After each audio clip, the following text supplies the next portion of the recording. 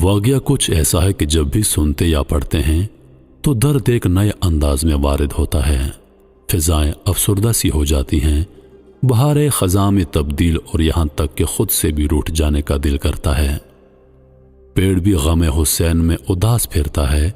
جناب رسول کریم صلی اللہ علیہ وآلہ وسلم کے شہزادے امام حسین رضی اللہ عنہ کی شہادت کا واقعہ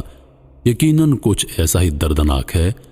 مگر جس قدر صبر کی تلقین ہمیں دنیا کے اس عظیم سانے سے ملتی ہے وہ بے نظیر ہے۔ حضرت امام حسین رضی اللہ عنہ کی شہادت ہجرت کے چوتھے سال 3 شعبان کو ہوئی۔ فاطمہ رضی اللہ عنہا کے گھر ننھے دلاری کی خبر سن کر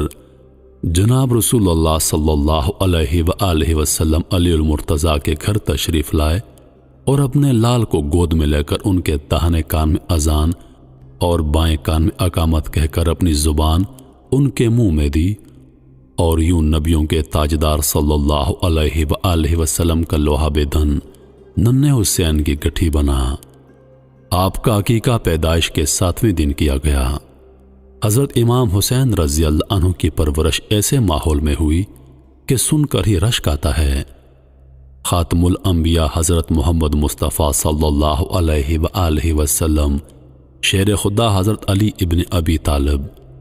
جگر گوشہ رسول صلی اللہ علیہ وآلہ وسلم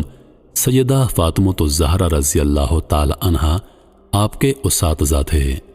ایک طرف پیغمبر اسلام حضور نبی کریم صلی اللہ علیہ وآلہ وسلم، جن کی زندگی کا مقصد ہی اخلاق انسانی کی تکمیل تھی، اور دوسری طرف حضرت علی رضی اللہ عنہ جو اپنے عمل سے خدا کی مرضی کے خریدار بن چکے تھے، تیسری طرف